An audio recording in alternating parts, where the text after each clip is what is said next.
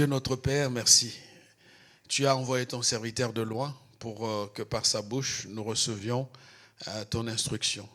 Seigneur, merci de l'oindre, de le guider dans les paroles qui vont sortir de sa bouche, que nous entendions ta parole, Seigneur.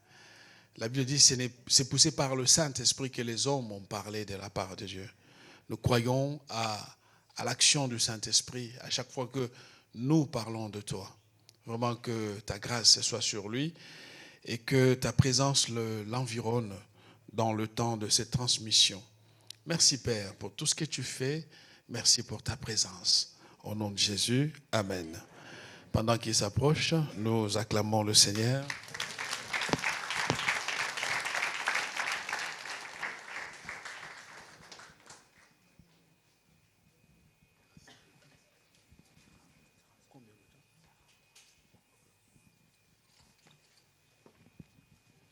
Bonjour les bien-aimés. Lui veut beaucoup de dot. Heureusement que j'ai déjà pris une dot pendant qu'il était aux États-Unis. Hein? Moi, j'ai déjà pris ma dot, mais je ne lui dirai pas combien j'ai pris. C'est vraiment une joie pour moi d'être là. Et je n'ai pas voulu, c'est sur son insistance. Moi, je suis venu juste pour remettre ma fille à la famille Johnson, Thomas, et me cacher et repartir chez moi. Bon, mais il a voulu que je partage un peu la parole de Dieu avec vous. Mais à un moment donné, je me suis dit, mais qu'est-ce que je peux dire? Il y a des pasteurs, je ne suis pas dans le même contexte. Nous ne sommes pas dans le même contexte, mais ici, vous avez déjà suffisamment des pasteurs qui vous nourrissent avec la parole de Dieu. Et qu'est-ce que je peux vous dire encore? Ça ne serait que peut-être une répétition. Et la répétition, c'est l'art en pédagogie pour permettre de dire ce que vous avez toujours entendu. Je suis venu, je suis de passage, je suis revenu sur un des points ou sur deux des points. Et vous allez pouvoir garder souvenir de ce que j'aurais pu dire avec vous. Je suis heureux que le couple pastoral, mon frère, soit venu de la Côte d'Ivoire. Je me sens réchauffé parce que nous parlons le même langage, nous sommes des frères. En fait,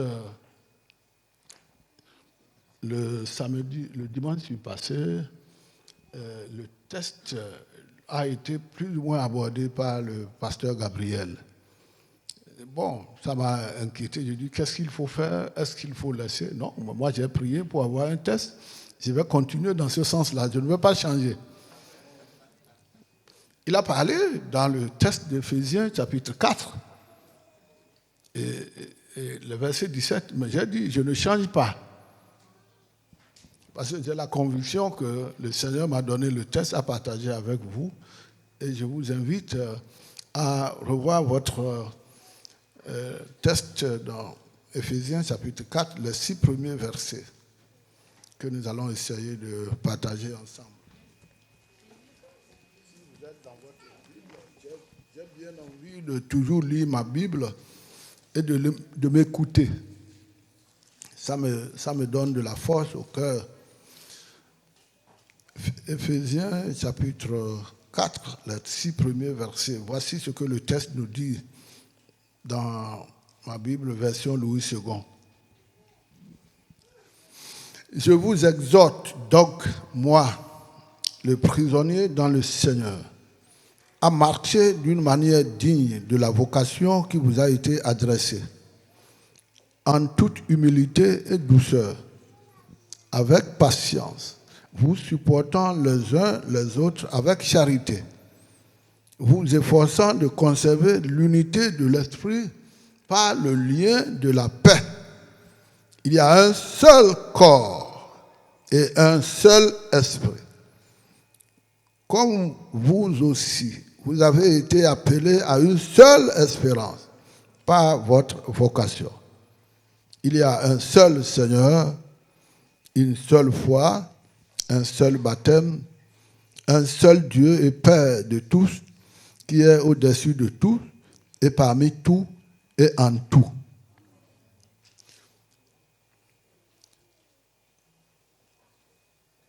Je vais demander à mon frère de prier pour le message. Encore. C'est bon?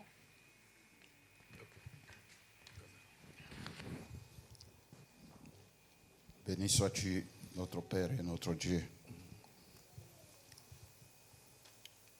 de prendre le contrôle de ces instants. Nous te recommandons ton serviteur, que l'onction de Dieu repose sur ton serviteur. Amen. Amen. Tu connais les attentes de ton peuple ce matin. Nous sommes tous suspendus à tes lèvres et non à ses lèvres.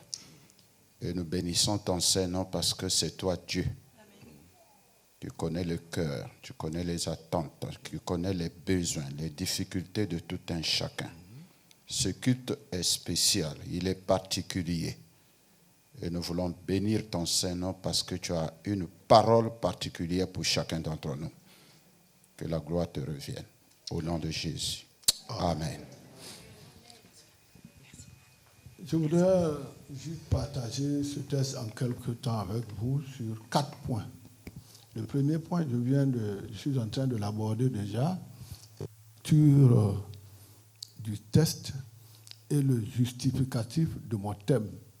Et le thème, c'est conserver l'unité, je dis bien, conserver l'unité de l'esprit dans son Église. Dans son, ici, S majuscule. Parce que ce n'est pas ton Église, mais l'Église de Christ. Conserver l'unité de l'esprit dans son Église. Et ce thème, je me suis appuyé beaucoup plus sur le verset 3 qui est là, vous efforçant de conserver l'unité de l'esprit par le lien de la paix. Il y a 3 mots qui sont indispensables, que je voudrais juste attirer votre attention sur ces 3 mots. 2 verbes, marcher, le verbe conserver et le mot unité.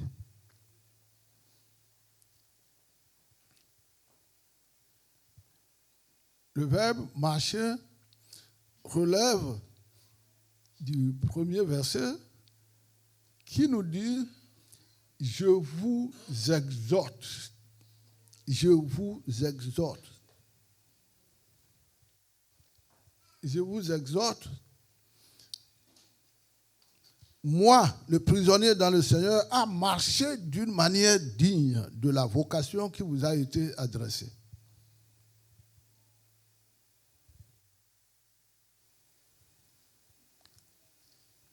Et deuxième mot, c'est conserver, que nous avons déjà trouvé dans le verset 3, et en même temps le mot unité. Et le mot unité a été renforcé avec une seule expression qui est partout. Expression à partir du verset 4. Un seul corps, un seul, une seule espérance, un seul Seigneur, une seule foi, un seul baptême. C'est pour vous montrer que dans la vie, le plan de Dieu pour son Église en général, c'est de nous travailler à maintenir l'unité. Vous savez, quand vous regardez dans le monde entier, je ne me vante pas de cette Église, mais l'unité de l'Esprit dans les églises que nous appelons Assemblée de Dieu. Vous allez voir dans tous les pays, nous avons le même schéma de doctrine, même manière de faire. Le deuxième point ici, c'est le test dans son contexte. Celui qui a parlé, c'est qui? C'est l'apôtre Paul. C'est bien ça, non? Alors, il dit, je vous exhorte. Ça veut dire qu'il y a là, nous allons voir ça dans le commentaire, il y a là une urgence L'urgence, quand le grec dit « je vous supplie », vous allez voir dans d'autres versions « je vous exhorte »,« je vous recommande ». Hein?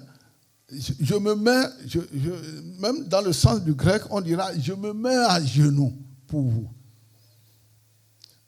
En Afrique, c'est une expression très forte. Quand un père veut vraiment sceller ta parole pour dire « mes fils, mes filles, je me mets à genoux pour vous ». Là, on voit un père qui se met à genoux, ce qui veut dire par la suite est très, très sérieux. C'est apprendre. C'est apprendre au sérieux. Il dit, je vous exhorte. Et il donne son statut. Moi, le prisonnier. Mais il n'est pas n'importe quel prisonnier. Il n'est pas un prisonnier de droit commun. Il n'est pas un prisonnier d'opinion politique. Il est prisonnier dans le Seigneur. Ah, ça m'intéresse. Hein? Un prisonnier dans le Seigneur. Ouais, il dit ce qu'il est pour montrer que lui, il est prisonnier, non pas pour lui-même, il est prisonnier à cause de l'Évangile. Il est prisonnier pour les Éphésiens à qui il est en train d'envoyer cette lettre. Parce qu'il est prisonnier, pourquoi? Parce que ce qu'il voit devant lui, c'est comment conserver l'unité de l'esprit dans les liens de la paix. Il préfère être prisonnier de là. Et ça me rappelle un peu les paroles de Romains chapitre 8, versets 38 et 39. Si notre ami technicien est là, il peut nous aider à voir ce texte-là qui nous dit car j'ai l'assurance que ni la mort, ni la vie, ni les anges, ni les dominations, ni les choses présentes, ni les choses à venir, ni les puissants, ni la hauteur, ni la profondeur, ni aucune créature ne pourra nous séparer de l'amour de Christ. Amen. Manifesté en Jésus-Christ notre Seigneur. Il sait qu'on peut avoir des difficultés. Et vous et moi, nous sommes rassurés que nous pouvons avoir des difficultés. Ce n'est pas parce que nous sommes en Jésus que c'est une route goudronnée comme chez vous ici. Ailleurs, chez nous, en Afrique, nous avons des routes avec des escaliers. Vous allez voir, ça a envie de vous arracher le volant. La vie est ainsi faite. C'est une vie de courbe. Toute la vie n'est pas rose. Et même les difficultés viennent façonner même nos caractères. Et l'apôtre Paul insiste là-dessus, que la vie n'est pas rose. Lui, il est dans la prison parce qu'il prêche l'évangile. Deuxième chose qui m'intéresse ici, c'est qu'il dit, ok, pour conserver l'unité de l'esprit, les chrétiens, vous et moi que nous sommes, nous avons besoin de développer 5 attitudes. 5 attitudes. 5 attitudes. Et tout se retrouve à partir du verset 2. La première attitude, c'est l'humilité. Vous allez voir, vous, en toute humilité et douceur, avec patience, vous supportons les uns les autres avec charité. L'humilité, c'est peut-être la chose qui dérange. Ce n'est pas ici aujourd'hui. Pour ceux qui connaissent l'histoire de la cité grecque, ou même chez moi dans mon village. Non.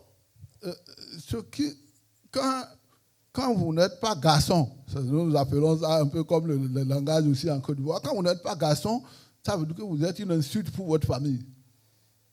Quand quelqu'un vient se bagarrer, veut se bagarrer avec vous dans votre maison, et vous êtes toute faible, vous ne dites rien, ça veut dire que vous êtes faible. Il n'y a pas des hommes dans vos rangs là-bas.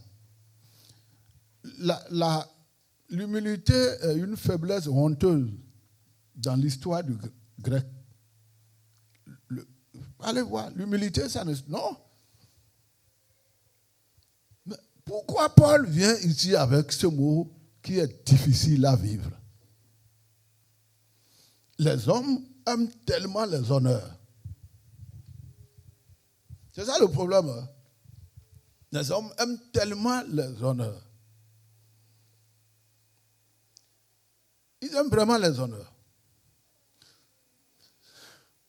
Quand je venais ici à l'aéroport, j'ai vu une sœur qui m'a reconnu, qui me connaît bien, mais qui est en train de faire quelque chose qui me dérangeait parce que quand vous voyagez, ce n'est pas bien que vous laissiez votre valise à une autre personne. Nous sommes d'accord. Mais à voir qui je suis et à voir mon rang, elle tenait à me prendre la valise. Vous voyez un peu la difficulté. Et j'étais obligé de lui faire confiance. Je dis, bon, je ne suis pas en danger si c'est elle qui tient ma valise. J'ai dû me... jusqu'à ce qu'elle a pu garder ma valise, traîner les choses jusqu'à l'aéroport à Charles de Gaulle ici. Elle a gardé jusqu'au contrôle. Hein. Pour faire le contrôle pièce là, elle avait ma valise avec elle. J'ai dû lui faire confiance. Parce que pour elle, en sa présence, je ne dois pas traîner de valise. Or, ici, ça ne gênera personne. Ou bien, ça ne vous gênera pas que le pasteur traîne sa propre valise. En quoi ça gêne? Mais elle est gênée de me voir en train de traîner la valise. Alors, nous sommes dans un contexte où parfois, les autres vous poussent à ne pas être humble.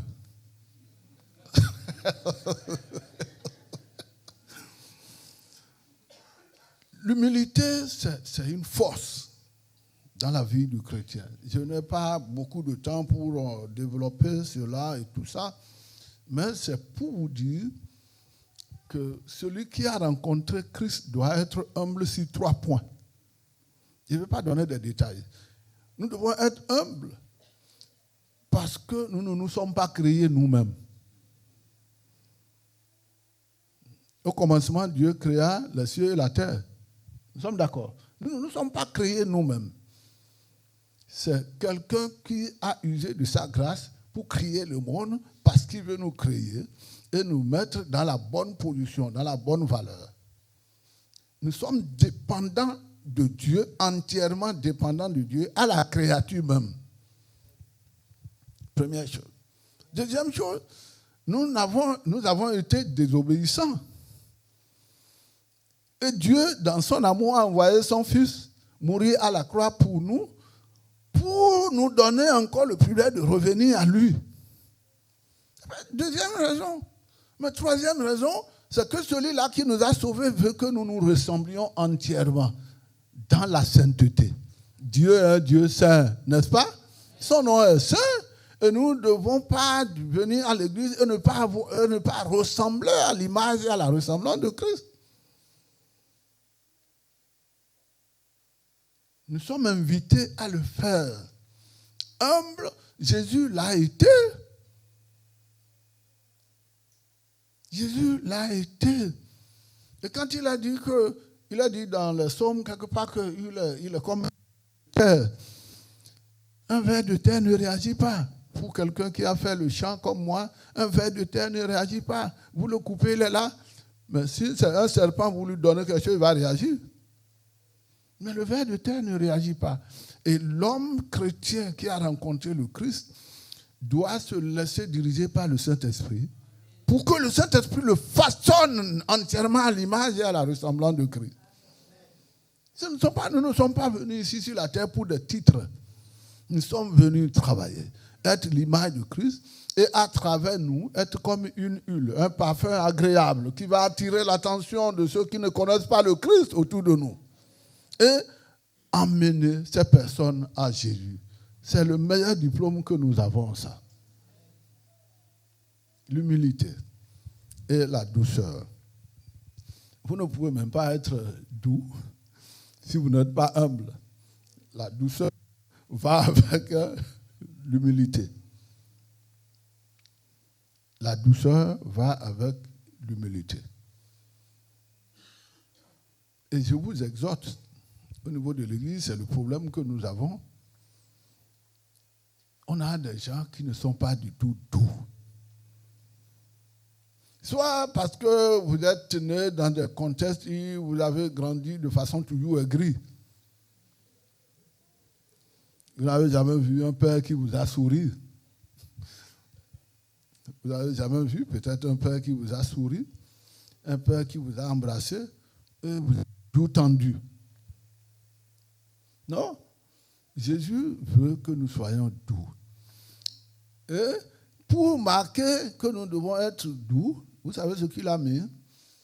Il a mis le mot « vous supportant les uns les autres ». Il a mis ça là pour les deux mots « douceur » et « patience ».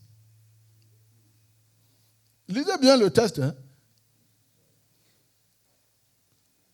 Les deux mots « douceur » et « patience » riment avec « vous supportant les uns les autres ». Et la difficulté que nous avons dans nos assemblées, c'est là. Nous voulons que chacun soit réglé. Non. L'autre, il peut être bouillant, il peut être quelqu'un qui vous parle mal. C'est pourquoi c'est un exercice pratique. Une main sur votre chemin pour vous permettre, pour travailler vos caractères. Et j'ai toujours dit que si c'est... Je ne sais pas ce qui se passe ici, mais vous avez eu la grâce peut-être d'avoir été beaucoup instruit, mais dans l'Afrique, parfois nous recevons des coups de gueule, nous les pasteurs. Vous avez des chrétiens qui vous blessent comme ça. Mais si vous n'êtes pas doux, bon, ou bien vous faites ça ici aussi, mais puisque la nature humaine est sans frontières, je suppose que vous êtes une nature humaine et que vous n'êtes pas à l'abri de ça. Des gens qui parlent mal parfois. Ils ne comprennent pas, mais ils donnent l'impression qu'ils comprennent. Ils veulent voir, est-ce que le pasteur n'a pas détourné de fonds par ici, par là? Quand le pasteur fait des dépenses, là, est-ce que ce n'est pas notre argent? En Afrique, quand la maman du pasteur s'habille bien, là, ce n'est pas nos sous de 10 000 offrandes. Pas. La nature humaine est la nature humaine, mais je suppose que vous serez mieux que nous là-bas. Nous avons besoin de nous supporter. Quand ça vient, toi, pasteur, tu fais comment? Tu vas te fâcher pour laisser l'église? Non. Donc, la douceur est un exercice à faire de tous les côtés. Dieu permet que des gens soient bouillants, qui parlent mal, pour façonner notre vie de douceur. Ce n'est pas négatif, hein? Je ne le prends jamais en mal. Douceur, patience. Patience ici, c'est de trouver une circonstance atténuante à celui qui vous a blessé. Ça, c'est encore une culture. C'est une autre éducation. C'est-à-dire, bon, la personne vient, se fâche, parle. Vous dites, bon, dans votre tête, vous trouvez des circonstances atténuantes. Peut-être qu'il a été blessé lui-même quelque part. C'est un animal enragé quelque part et vous recevez les coups. Vous-même, vous imaginez dans votre tête des circonstances atténuantes pour ne pas vous fâcher en retour. Et ça fonctionne bien dans la vie du couple. Ça, c'est des trucs que la vie du couple doit apprendre. La douceur, la patience. Se dit, bon, ok, si c'est ma femme, elle m'a mal parlé, peut-être que sur la route, là-bas, là, quelqu'un l'a insulté, ça l'a fâché, et moi, je reçois les coups de l'autre côté. Alors donc, nous devons trouver dans notre cerveau, à tout moment, des circonstances atténuantes pour développer ce que la Bible ici, l'apôtre appelle l'esprit de la patience. Parce que nous, ici, Nous n'avons pas les mêmes tailles. Est-ce que nous avons les mêmes tailles? Non. Il y a des gens qui sont plus élancés, d'autres moyens, d'autres courts, d'autres clairs, noirs. Nous n'avons pas la même taille. Dieu nous a créés différemment. Mais il nous met ensemble. Pour faire quoi? Il dit conserver là. Ça veut dire quoi? Nous devons nous battre. Nous devons faire fort pour conserver l'héritage que nous avons reçu du Seigneur. Amen. Vous devez travailler à cela. Et c'est pour cela que le Seigneur nous exhorte dans notre assemblée, dans toute assemblée d'ailleurs, à développer ces attitudes-là qui nous permettent de prendre de hauteur et nous allons devenir ce qu'on appelle un chrétien mature. Dis à ton frère, hein, sois un chrétien mature. Un chrétien mature. On ne vient pas dans une église pour rester au même niveau. On vient, on travaille, et les autres, même dans leur mauvais caractère, dans leurs choses, ils façonnent votre vie pour vous permettre de parfaire votre marche avec Jésus. Et je voudrais finir tout simplement pour dire, il le fait pourquoi? L'unité. Conserver l'unité, ça signifie que nous n'avons pas créé l'unité. Non. Quelqu'un a déjà créé l'unité en notre faveur. Il s'appelle Jésus-Christ de Nazareth. Il est la connexion entre le Père et l'Église sur la terre. Il nous a placés là pour que nous soyons connectés l'un à l'autre, comme votre Église, hein, le nom de votre Église, Église Connexion. Hein? Nous soyons connectés les uns les autres et que nous puissions vraiment être le fruit de l'amour. Jésus-Christ, il est amour. Dieu est amour, non? Dieu est amour. Et nous devons vraiment nous aimer les uns les autres en nous supportant les uns les autres. Pour quel but? Pour quel but? Par le lien de la paix. Parce que ce qui nous reste et ce qui nous restera, c'est la paix au ciel. Ce que vous appelez félicité céleste. On aura la paix au ciel. Nous n'allons pas nous plaindre des uns des autres et nous serons en train de chanter à sa gloire d'éternité en éternité. Qu'il en soit ainsi en toi. Et mon dernier point, c'est l'implication personnelle. Aujourd'hui, quand tu te regardes à toutes ces attitudes, que ce soit réellement la marche avec Dieu. Parce que Paul dit, vous avez une vocation noble. Votre vocation, c'est d'être enfant de Dieu. La marche avec Dieu, là. Est-ce que, en quoi vous devez vous faire votre propre auto-évaluation dans le domaine de l'humilité? Où est-ce que tu en es? Si tu as des faiblesses, tu dois demander au Saint-Esprit de t'aider à relever ces faiblesses. Amen. Maintenant, au niveau de la douceur, ok, est-ce que je vais dire je ne suis pas doux, donc comme c'est mon caractère, je ne vais pas travailler à ça? Non. Je ne suis pas patient. Ok, c'est une raison? Non. Nous devons, je ne suis pas patient, je concède que vous n'êtes pas patient, mais vous devez avoir la soif de devenir un jour entièrement patient.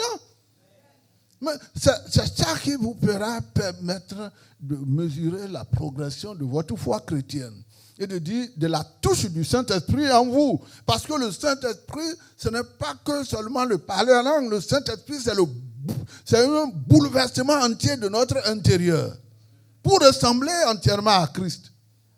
C'est pour cela que toi et moi, pendant que nous allons baisser un peu la tête et demander au pasteur Gabriel de venir prier, est-ce que réellement tu fais un effort pour être doux, pour être patient, pour avoir les attitudes en profondeur que le Seigneur nous demande?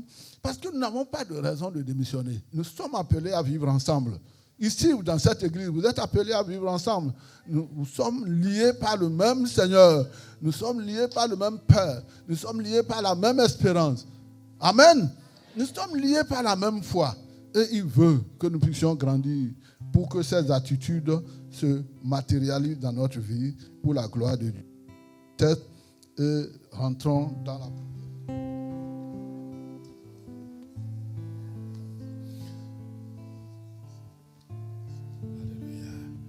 Pendant que nous avons nos têtes baissées, Je pense que cette parole nous a été adressée, divinement envoyée par Dieu pour que nous puissions faire, comme l'a dit le pasteur, une implication personnelle.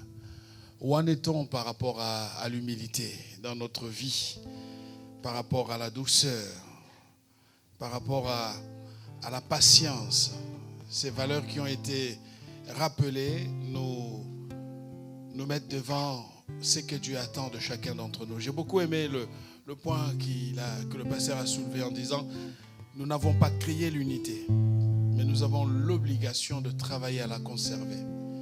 Dieu a lui-même rendu cela possible en faisant que de différents horizons, de différentes cultures, de différents arrière-plans, nous voici tous ensemble dans la même église, sous le même drapeau de Jésus-Christ, servant le roi des rois. Alors que peut-être que dans ta marche, dans notre marche, il y a tellement de points négatifs. Nous voulons simplement venir nous humilier devant Dieu. La Bible parle de ces deux hommes qui priaient. Il y en avait un qui était tellement religieux et sûr de religion et il s'est présenté devant Dieu comme quelqu'un qui était saint. La Bible parle du publicain. Et juste à côté de lui, il y avait cet homme qui était vu comme une personne de mauvaise vie et qui simplement a dit à Dieu, Seigneur, aie pitié de moi. Il se tapait la poitrine en demandant tout simplement que Dieu lui pardonne. Nous avons le choix soit d'être comme l'un ou l'autre. Et nous voulons simplement, pendant ce temps de retour en nous-mêmes, nous faire le point avec Dieu. Où est-ce que tu en es, ma soeur, mon frère? Tous les conflits dans l'église, toutes les paroles négatives et les attitudes, on nous a parlé, que ce soit qu'on soit le pasteur ou qui que ce soit, là on trouve toujours que ça ne va pas dans notre sens. Peut-être que Dieu crée ces choses-là pour travailler en toi l'humilité. Demandons pardon à Dieu. Demandons à Dieu de nous aider et de nous fortifier. Élevons nos voix. Prions le Seigneur. Alléluia. Élève ta voix simplement en fonction de ce que tu as entendu. Demande la grâce de Dieu. Alléluia. Seigneur, c'est vrai que